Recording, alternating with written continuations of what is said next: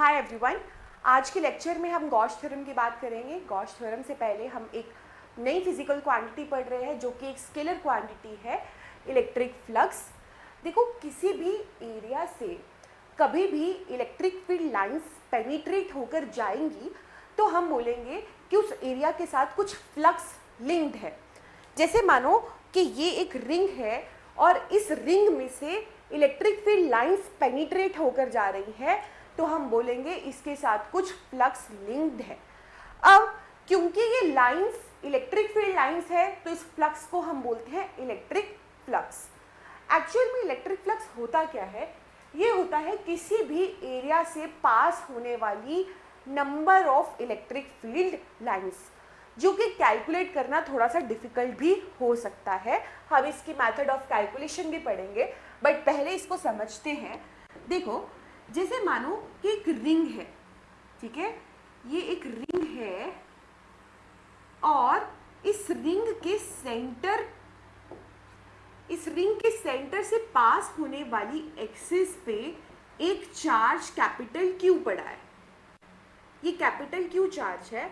आपको पता है एक चार्ज के वजह से चारों ओर इलेक्ट्रिक फील्ड लाइंस होती है। क्योंकि ये प्लस क्यू चार्ज है तो इसकी वजह से इलेक्ट्रिक फील्ड लाइंस की जो डायरेक्शन होगी वो होगी अवे फ्रॉम द चार्ज। यहाँ पर इस एरिया से, इस रिंग से जितनी नंबर ऑफ लाइंस पास होंगी उसी को हम बोलेंगे फ्लक्स। जैसे चारों ओर ही इलेक्ट्रिक फील्ड लाइंस होंगी, ऐसे ऐसे, ये 3 और ये ऐसे।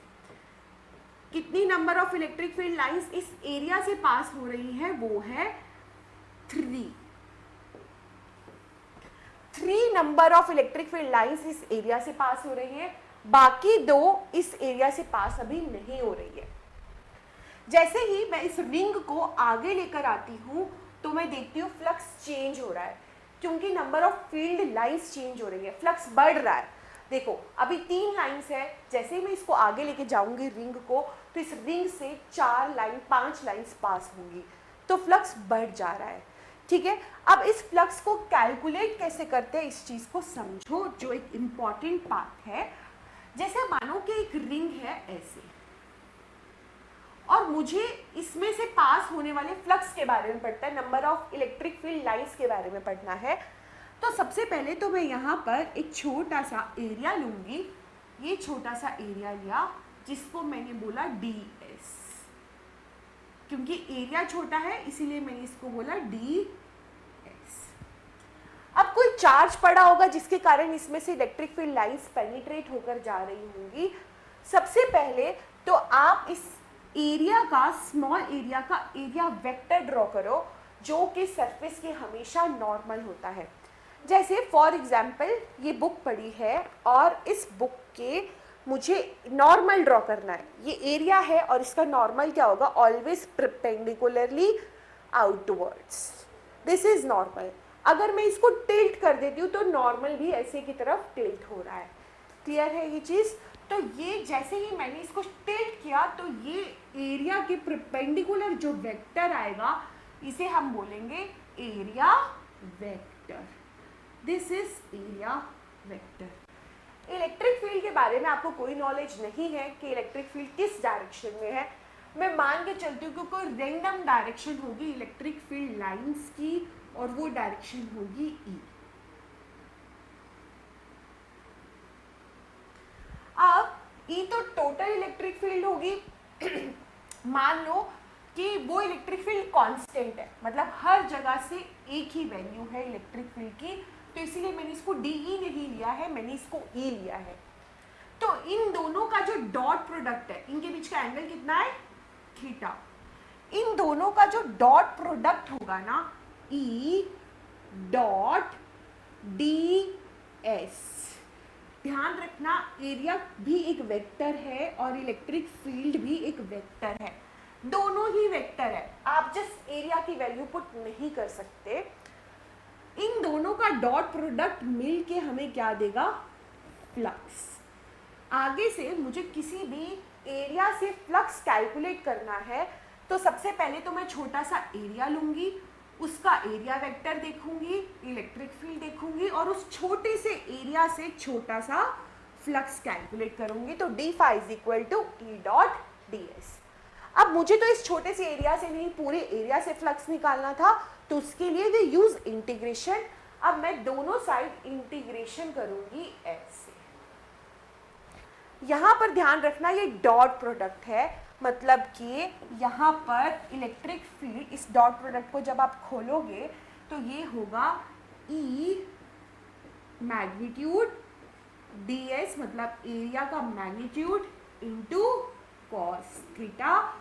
ध्यान रखना इधर थीटा यहाँ पर एंगल है, angle between electric field and area vector. Area vector, ये एरिया और इलेक्ट्रिक फील्ड के बीच का एंगल नहीं है, ये एंगल है एरिया, इलेक्ट्रिक फील्ड और एरिया वेक्टर के बीच में, एरिया के बीच में नहीं। यहाँ पर इस गलती का ध्यान रखना जो कई बार बच्चे कर देते हैं। अब ये छोटे छोटे डी फाई को ऐड करके यहाँ पर टोटल फ्लक्स ये बनेगा। तो पूरा जो फॉर्मूला आता है किसी भी एरिया से अगर आपको फ्लक्स कैलकुलेट करना है वो है ये फॉर्मूला। यहाँ पर जो फाई है वो है electric flux, this is electric flux. ध्यान रखना इलेक्ट्रिक फ्लक्स एक स्केलर क्वांटिटी है, स्केलर क्वांटिटी।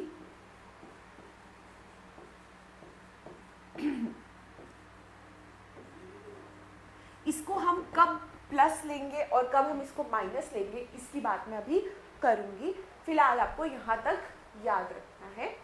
अब देखते हैं अगर इलेक्ट्रिक फील्ड यूनिफॉर्म होती है तो क्या होता है। जैसे इसकी डिफरेंट डिफरेंट केसेस पढ़ते हैं। जैसे ये यूनिफॉर्म इलेक्ट्रिक फील्ड है,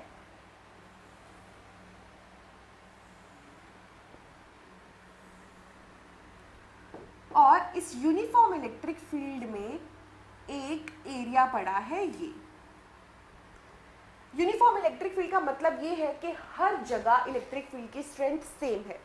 अगर इधर 20 न्यूटन पर कूलम है तो इधर हर जगह 20 न्यूटन पर कूलम ही होगी। अब मैंने आपको बोला कि इसमें से बताओ ज़रा, इसका रेडियस है r और मैंने बोला मुझे ज़रा फ्लक्स कैलकुलेट करके दो। तो वही आपने सेम कॉन्सेप्ट लगाया कि छोटा सा एरिया लिया फिर उसको इंटीग्रेट किया तो फाई इज इक्वल टू क्या हो जाएगा, E dot ds।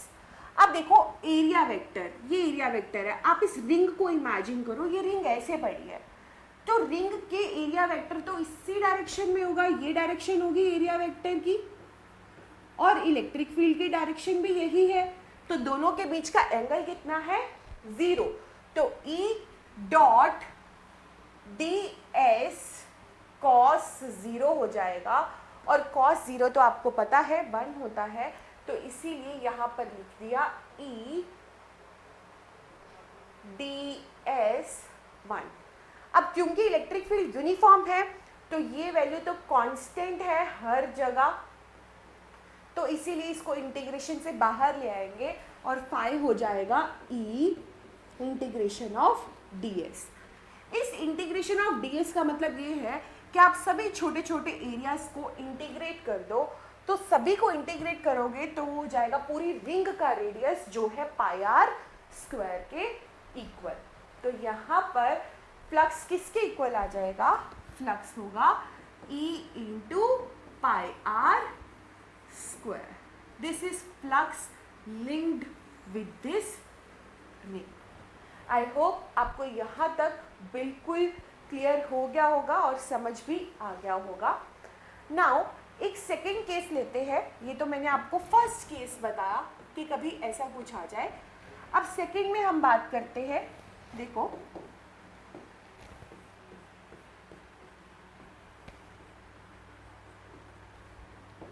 Second case है जब एक एरिया ग्रेस करे इलेक्ट्रिक फील्ड को। जैसे ये इलेक्ट्रिक फील्ड है और एक रिंग पड़ी है इसके पैरेलल, मतलब जैसे इसको आप मानो कि ये रिंग है, मतलब मैं यहाँ पे ही ये रिंग ही दिखा देती हूँ। छोटी सी रिंग है, ये ऐसे पड़ी है, ये ऐसे पड़ी है, मतलब ऐसे भी नहीं पड़ी, सिर्फ ऐसे पड़ी है, तो मैं बोलूँगी कि ग्रेस कर रही है इस सरफेस को। अब क्या होगा, मैं रिंग ड्रॉ करती हूँ यहाँ पे ऐसे, तो इस रिंग का एरिया वेक्टर तो परपेंडिकुलर ही होता है, तो वो तो ऊपर की तरफ होगा ऐसे, ये दिस इज एरिया वेक्टर, और इलेक्ट्रिक फील्ड इस डायरेक्शन में है, तो दोनों के बीच में जो एंगल होगा वो कितना होगा, 90 डिग्री। तो अब आप फ्लक्स कैलकुलेट करोगे, वो होगा integration of E D S dot हटा दो, ई डॉट डी एस कॉस 90, क्योंकि theta is angle between electric field and the area vector cos 90, और cos 90 क्या होता है, 0, तो फ्लक्स लिंक्ड भी क्या होगा, 0। मतलब कोई भी एरिया अगर इलेक्ट्रिक फील्ड को ग्रेस करता हुआ जाए तो उसके साथ लिंक्ड कोई भी फ्लक्स नहीं होगा। क्या ये बात क्लियर है? अगर मैं इसको टिल्ट कर देती, मतलब ये जो रिंग है इसको ऐसे स्ट्रेट ना रख के ऐसे टिल्ट कर देती या ऐसे कर देती, तो इसमें से फ्लक्स जो है वो घट जाता, फ्लक्स कम हो जाता। ऑफ कोर्स अगर मैं ऐसे टिल्ट कर देती तो ये नंबर ऑफ ये जो इलेक्ट्रिक फील्ड लाइन है वो इसमें से पास ही ना होती ना, तो फ्लक्स भी कम हो जाता।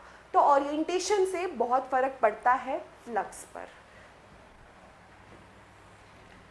आगे की ओर बढ़ते हैं, आगे मैं आपको समझाती हूँ गॉस लॉ। एक तो इलेक्ट्रिक फ्लक्स निकालने का फर्स्ट मेथड आप चेक कर चुके हो, सिंपल से छोटे से एरिया से आप फ्लक्स निकालो छोटा सा, और फिर पूरे के लिए इंटीग्रेट कर दो। Next is Gauss law.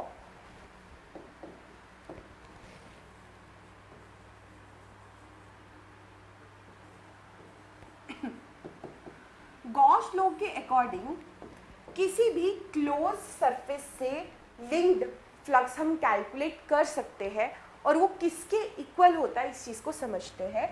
जैसे मानो कि यहाँ पर ये एक सरफेस है, ये क्लोज्ड सरफेस है और इसमें चार्जेस पड़े हैं, इधर पड़ा है प्लस Q1 चार्ज, इधर पड़ा है माइनस Q2 चार्ज, और इधर पड़ा है प्लस Q3 चार्ज। इन सब की वजह से कुछ ना कुछ इलेक्ट्रिक फील्ड होगी, और वो इलेक्ट्रिक फील्ड इस क्लोज्ड सरफेस से पास हो रही होगी।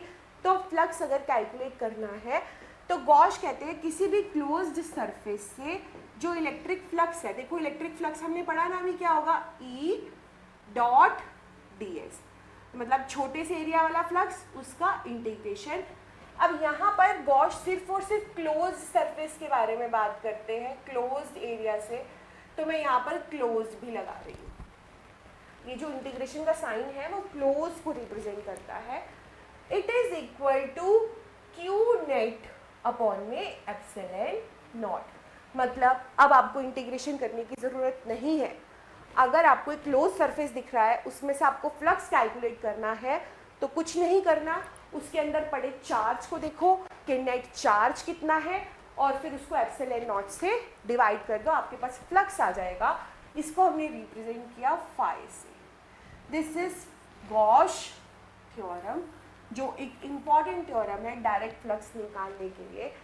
यहाँ पर जो बात आपको ध्यान रखनी है वो ध्यान रखनी है कि ये जो इलेक्ट्रिक फील्ड है, ये इलेक्ट्रिक फील्ड किसकी वजह से है। देखो जब मैं फ्लक्स कैलकुलेट कर रही हूँ तो वहाँ सिर्फ और सिर्फ इंक्लोज्ड चार्ज की बात की है। किसकी?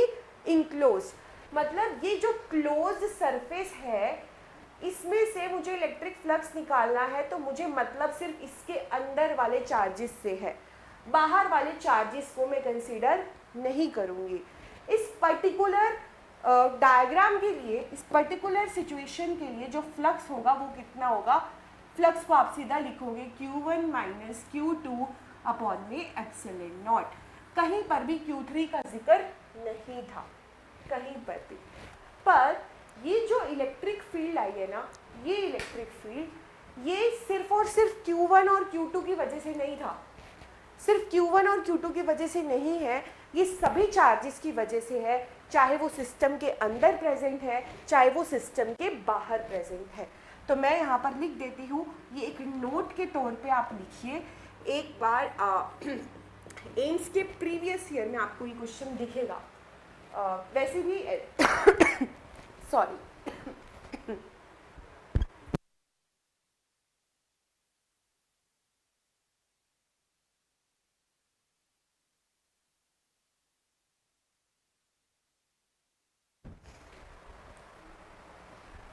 आपको एम्स के प्रीवियस ईयर में भी और एसर्शन रीजनिंग में भी ये क्वेश्चन दिखेगा, जहाँ पर इलेक्ट्रिक फील्ड किसकी वजह से पूछी होगी। This electric field is due to all charges. Here electric field is due to all charges. Matter नहीं करता कि वो चार्ज सिस्टम में प्रेजेंट, मतलब क्लोज सरफेस में है या नहीं है, ऑल चार्जेस ऑफ सिस्टम। अब इसी पे बेस्ड कुछ क्वेश्चंस भी आ जाते हैं, आपको अपनी एनसीईआरटी में भी मिलेंगे।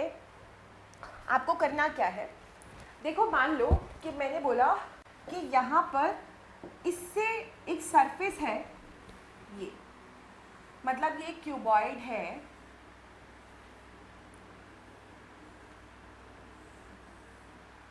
और इसके कॉर्नर पे आपने एक चार्ज रखा है। इस कॉर्नर पे आपने एक चार्ज रखा है Q, और मैंने पूछा जरा बताओ इससे लिंक्ड फ्लक्स कितना होगा, इससे लिंक्ड फ्लक्स कितना होगा। तो अब देखो कोई, अब तुम वो कैलकुलेशन तो करने से रही इंटीग्रेशन वाली, तो आप यूज करो इसमें गॉस थ्योरम। सोचो, आप ध्यान दोगे कि मैम ये तो क्लोज सरफेस है ही नहीं, भाई इसके ऊपर वाला पूरा रीजन जो है वो तो ओपन है, हम यहाँ पे गॉस थ्योरम कैसे लगाए। तो ऐसे क्वेश्चन में सोचो ज़रा कि कैसे इसको क्लोज किया जाए। एक चार्ज को जो कि कॉर्नर पे पड़ा है, इसको क्लोज करने के लिए आपको टोटल 7 क्यूब्स की और ज़रूरत पड़ेगी। 4 तो इधर ही लगाओगे और 4 ऊपर लगाओगे, तभी ये क्लोज हो पाएगा, अदरवाइज ये क्लोज नहीं हो पाएगा। मान लो कि अब ये क्लोज हो गया, तो उस क्लोज सरफेस से कितना चार्ज, मतलब 8 क्यूब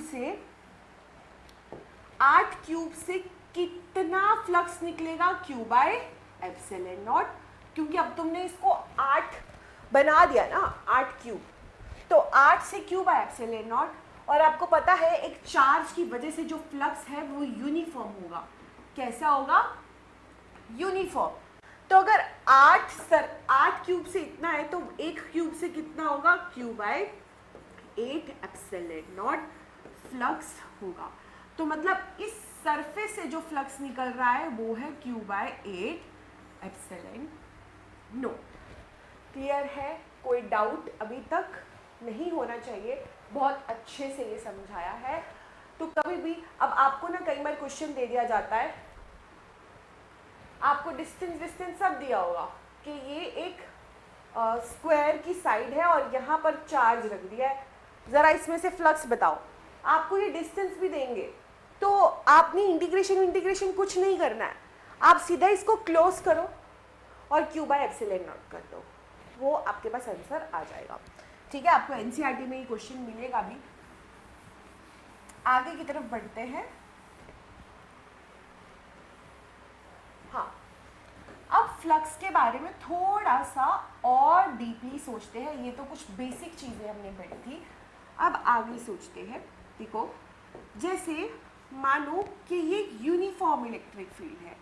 क्या है, यूनिफॉर्म इलेक्ट्रिक फील्ड। और मैंने आपको बोला ये एक्सटर्नल इलेक्ट्रिक फील्ड है, और मैंने आपको बोला कि इसमें ऐसे एक कुछ इस तरह का एक सिमेट्री पड़ी है, ज्योमेट्री पड़ी है, और मैं आपको बोल रही हूँ कि इसके इस सरफेस से फ्लक्स बताओ। देखो, अगर मैं आपको यहाँ पर पूछती टोटल फ्लक्स बताओ linked with the body, total flux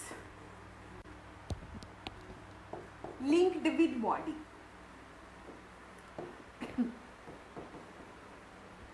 तो आप मुझे पता है क्या आंसर देते, आप बोलते 0। क्यों 0? क्योंकि जितना फ्लक्स आ रहा है उतना ही फ्लक्स जा रहा है। आने वाले फ्लक्स को आप लेते हो पॉजिटिव और जाने वाले फ्लक्स को नेगेटिव। इस पर्टिकुलर ओरिएंटेशन में जितना फ्लक्स आ रहा है उतना ही जा रहा है। देखो 2 नंबर ऑफ फील्ड लाइंस आ रही हैं और 2 ही जा रही है, ठीक है। तो यहाँ पर तो नेट फ्लक्स क्या हो जाएगा, 0। चलो अब आगे बढ़ते हैं। मान लो मैं आपको बोलती हूँ कि मुझे पूरे एरिया से नहीं, पूरे सरफेस से लिंक मत बताओ, मुझे सिर्फ इस एरिया से लिंक्ड फ्लक्स बताओ। ये जो वाइट मैंने मार्क किया है इससे लिंक। अब यहाँ पर आप सोचोगे, आप यहाँ पर गॉस थ्योरम तो अप्लाई कर नहीं सकते क्योंकि कुछ भी चार्ज इसके अंदर इंक्लोज नहीं है। आप यहाँ पे कोशिश करोगे इंटीग्रेशन यूज करने की। आप बोलोगे कि मैम मैं यहाँ पर एक छोटा सा एरिया ले लेती हूँ, ये छोटा सा एरिया ले लेती हूँ, इसका एरिया वेक्टर मुझे पता है ds और इलेक्ट्रिक फील्ड भी मुझे पता है इस डायरेक्शन में है, इसका एंगल। बट यहाँ पर एंगल तो हर जगह चेंज हो रहा है। इस पॉइंट पे इलेक्ट्रिक फील्ड और एरिया वेक्टर के बीच में कुछ एंगल है थीटा, पर यही अगर एरिया एलिमेंट मैं यहाँ पर लूँ तो ds और इलेक्ट्रिक फील्ड के बीच का एंगल है 0। अब इसको कैसे इंटीग्रेट करोगे? यहाँ पर तो आपको थीटा भी वेरिएबल मिल रहा है, इंटीग्रेशन में बहुत आएगी प्रॉब्लम। तो ऐसे केसेस में ये ध्यान रखो कि हमें इतना तो पता है कि जितना फ्लक्स इसमें से एंटर हो रहा है उतना ही बाहर जा रहा है, तो चुपचाप यहाँ इस एरिया से जो लिंक्ड फ्लक्स है वो कैलकुलेट कर दो। इसका एरिया तो आपको पता होगा ना। तो यहाँ पर देखो क्या होगा, इस एरिया में से तो इलेक्ट्रिक फील्ड और एरिया वेक्टर की डायरेक्शन हमेशा ही पैरेलल है। ये सरफेस ऐसे पड़ा है, इलेक्ट्रिक फील्ड की डायरेक्शन भी इधर है और एरिया वेक्टर की डायरेक्शन भी इधर है, तो ये दोनों ही आपस में क्या है, पैरेलल। तो इससे लिंक्ड फ्लक्स क्या होगा, अभी हमने कैलकुलेट किया था E into pi r square. तो सेकेंड सरफेस से भी लिंक्ड फ्लक्स क्या होगा, सेम, और इसी को आप लिख दो सेकेंड सरफेस से लिंक्ड फ्लक्स। क्या ये क्लियर है? अभी तक क्लियर हो जाना चाहिए। बस इतनी सी बात आपको यहाँ पर ध्यान रखनी है, ठीक है। अगर मैं यहाँ पर चार्ज यूनिफॉर्म इलेक्ट्रिक फील्ड ना करके अगर मैं चार्ज को यहाँ पर ऐसे रख देती और मैं आपको बोलती कि इधर ज़रा बताओ इलेक्ट्रिक फील्ड के बारे में, मतलब ये ऐसे है और ये ऐसे एरिया है, यहाँ पर इलेक्ट्रिक फील्ड के बारे में बताओ, तो आप बोलते कि ठीक है। अब देखो यहाँ पर क्या प्रॉब्लम है, यहाँ पर इलेक्ट्रिक फील्ड और एरिया वेक्टर के बीच की डायरेक्शन फिर से हर जगह चेंज हो रही है। यहाँ पर आपको कैलकुलेट करने में प्रॉब्लम आती। और अब यहाँ पर ऐसा भी नहीं है कि number of field line passing through this area is equal to number of passing through the second surface. क्यों? क्योंकि इसमें से देखो, इसमें से ये लाइन इधर से पास हो रही है बट इधर से सेकेंड सरफेस से ये पास नहीं हो रही। तो ऐसी सिचुएशन में ये फॉर्मूला नहीं लगेगा। आपको बहुत केयरफुल रहना होगा जब आप फ्लक्स कैलकुलेट कर रहे हो। क्लियर है कि कितना फ्लक्स फर्स्ट सरफेस से पास हो रहा है, कितना फ्लक्स सेकेंड सरफेस से पास हो रहा है, क्या ये इक्वल है भी या नहीं है। अगर मैं इसी चार्ज को इधर ना रखकर ऐसे रख देती, ऐसे यहाँ पर, तो मैं बोल सकती थी कि हर जगह से जितना फ्लक्स जा रहा है उतना फ्लक्स आ रहा है। तो इस केस में भी मैं वही सेम फॉर्मूलेशन लगाती जो मैंने फॉर्मूलेशन ऊपर लगाई थी। तो ये कुछ नेसेसरी चीज़ें थी फ्लक्स के बारे में जो आपको पढ़ना था। मैंने आपको 2 मेथड्स बताए, फिर मैंने आपको बताया कि देखो कि फ्लक्स कितना, पूछा कहाँ से है कि फ्लक्स कहाँ से निकालना है, फिर देखो कि क्या जितना आने वाला फ्लक्स बॉडी में है क्या उतना जाने वाला है। तो अलग से अलग सिचुएशंस में अलग से अलग सिचुएशंस आपको दी जाएंगी, उसके हिसाब से आपको क्वेश्चंस आगे सॉल्व करना है। तो अभी इस लेक्चर में मैंने आपको इतना ही कवर करवाया है। आगे आने वाले लेक्चर में मैं आपको एप्लीकेशंस के बारे में बताऊंगी गॉस थ्योरम की। पहले तो गॉस थ्योरम प्रूव करेंगे और फिर उसके बाद उसके एप्लीकेशंस के बारे में भी बात करेंगे। Thank you.